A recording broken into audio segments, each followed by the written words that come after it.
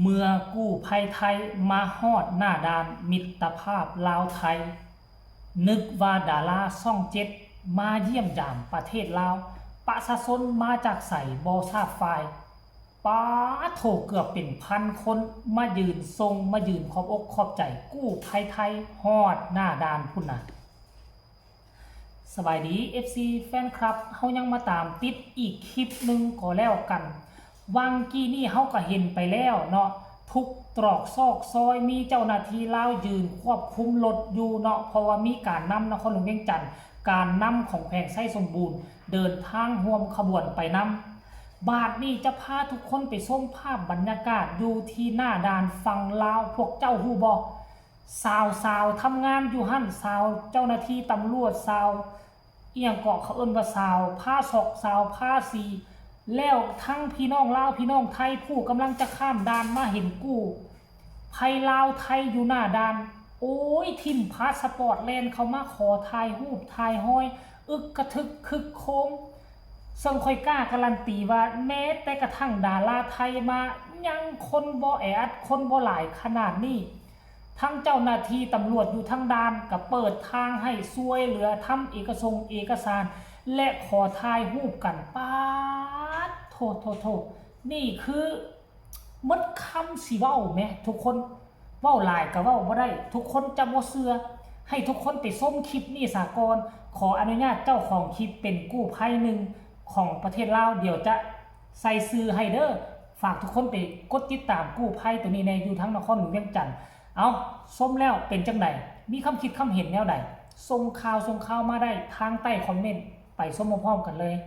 ส่งขบวนโตกัน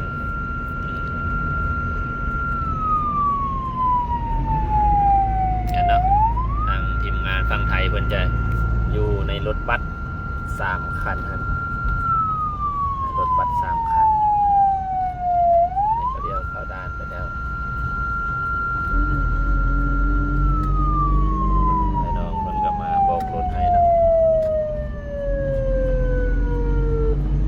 เข้ามาด่านสากลเป็นที่เรียบร้อยแล้วฝากคิดฮอดน่าจะโดยนี่แหละเพิ่นบางทีเพิ่นได้เข้ามาอ่านเนาะหรือว่าแชร์กันหลายๆให้ไปให้เพิ่นเห็นเนาะเพิ่นก็สิได้ฮู้ว่าไอ้น้องประชาชนเฮาแสดงความสมเชยและขอบใจเพิ่นเป็นมหาศาลเนาะแสดงความสมเชยเพิ่นเป็น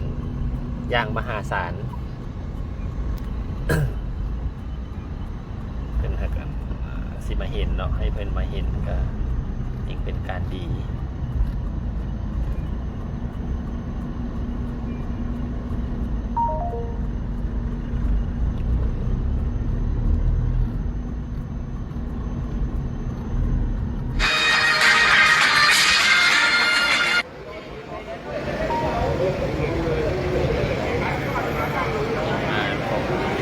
ของผู้ไทยต่างๆ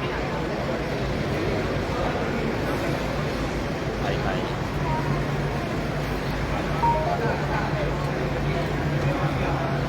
โอ้นี่เราก็มีบรรดาพนักงานอยู่แถวด้านเนาะเป็นมาแสดงความขอบใจมาขอถ่ายรูปกับพี่ปอนจักริดเนาะอ้าวคือซูมอะไรสัมบัติเมื่อกี้นี่คือซูมไปวันนี้ซูมอะไรน้ำเนี่ยเดี๋ยวมาถ่ายรูปมาแสดงความขอบใจได้ทำการต้อนรับอย่างดีทางประชาชนเพื่อนที่ข้ามไปไทยเนาะเพื่อนก็มาให้กำลังใจแล้วก็มาแสดงความขอบใจถือว่าเป็นบรรยากาศที่ดีถือว่าเป็นน้ำใจอันที่สุดแต่อยู่นี่เนาะถือว่าส่วนให้ความสนใจมาแสดงความขอบใจคน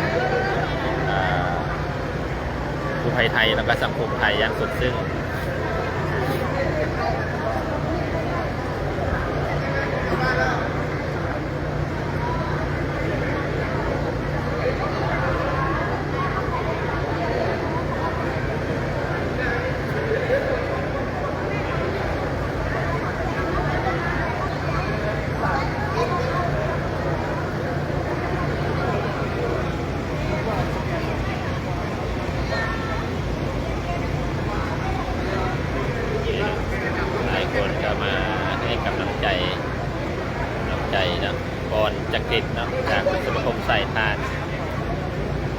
เทศไทย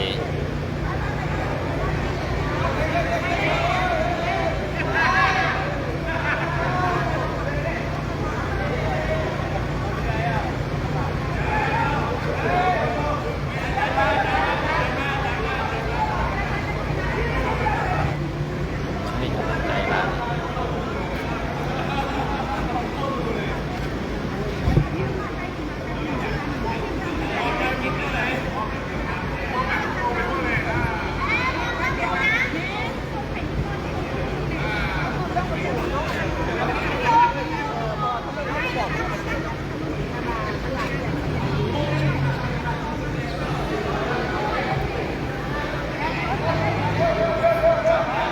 ไทยของเรา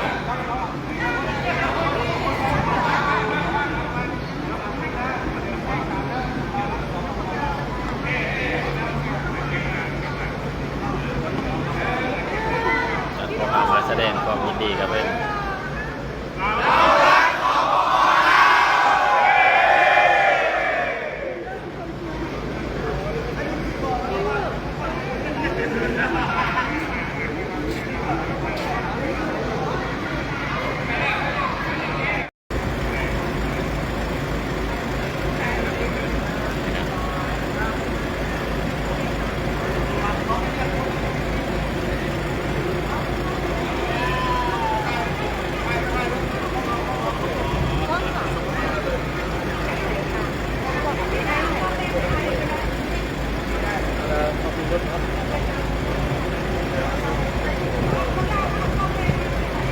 ตัวเล็กอูอ่ะ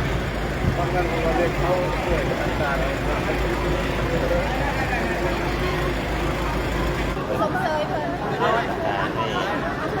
ในไทยเนาะเป็นกาแฟดาวเมือง นับนะครับน้องนะครับ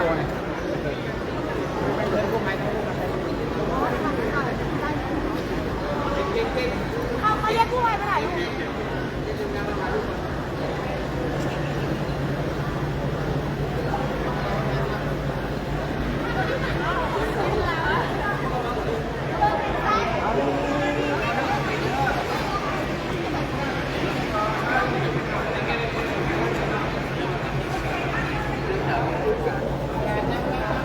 ให้นางเลิกให้นาง จากนั้น ให้ไทยมาเลย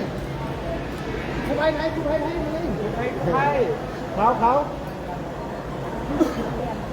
ผู้ให้ไทยมาเลย